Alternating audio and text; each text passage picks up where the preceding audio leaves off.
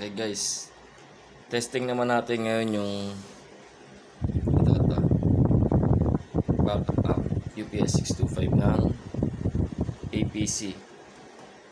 Okay, testingin natin yung sine wave nito. Okay, on natin muna.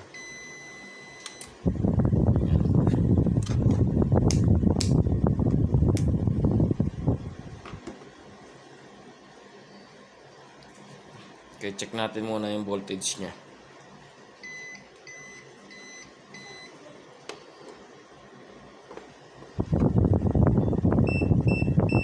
Ayan, ang ano niya. Okay. 185 AC. Tignan natin nga kung sasaksak natin.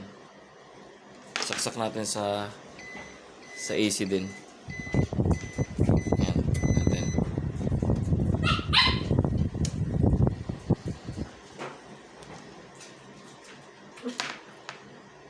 Okay, check natin. Ito. 230. Siguro walang charge. 230 siya. Okay. Ngayon check natin yung sine wave niya. Kasi may inverter sa loob to eh. So, ang gagawin niyan, i-charge yung baterya tapos ko-convert yung DC to AC na naman. Okay, tingnan natin. Yan guys, oh. Full sine wave, oh. Okay, pure siya, pure sine wave siya. Okay.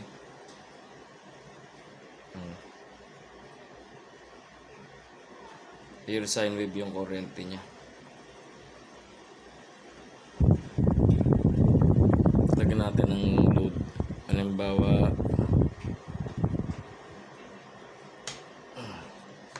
lagyan natin ng load. Charge natin yung cellphone.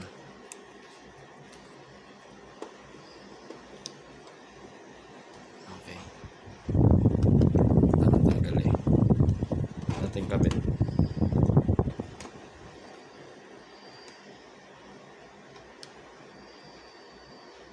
Yan guys. Lilitan ko. Yan. Nilagyan ko ng charger. Basta lagay natin yan sa cellphone natin.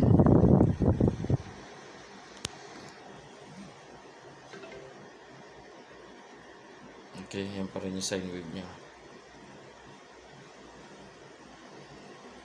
Ganun pa din. Lagay natin yung itong electric fan.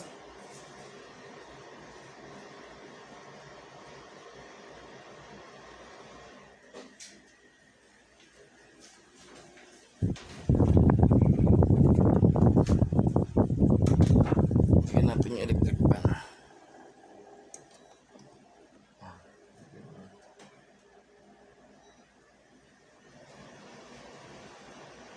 Ganun pa rin guys, hindi bumabagsak. Pero tanggalin natin yung AC.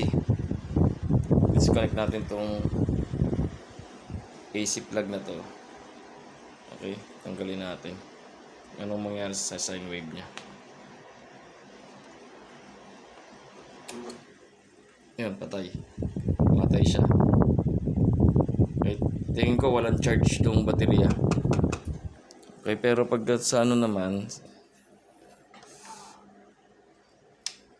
yan, ubos nga, oh. Yan, oh. May 13 volts siya para sa USB charging. Okay, pero hindi niya kaya yung load nitong electric pan kasi mataas to eh. Ang wattage nito ay ng bato.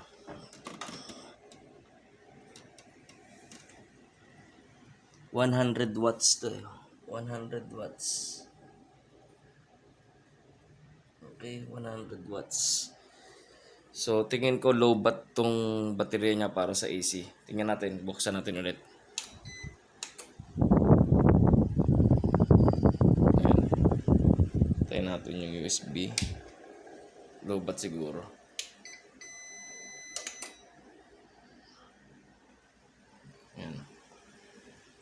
Test natin siya ulit.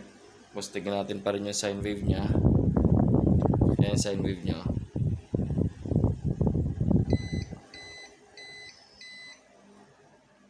Okay. Ayan. Ayan ang sine wave niya.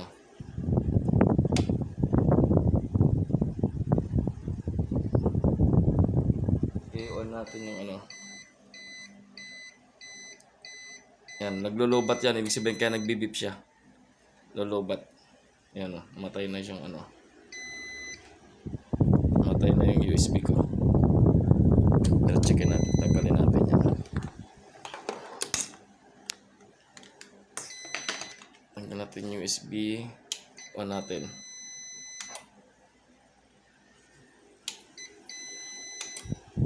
Yan. Okay, modified sine wave na siya pagka ganyan. Pero lobat, tingin ko kasi namamatay eh. Okay, lobat yan. Okay, charge muna natin to tapos testingin natin ng full charge siya.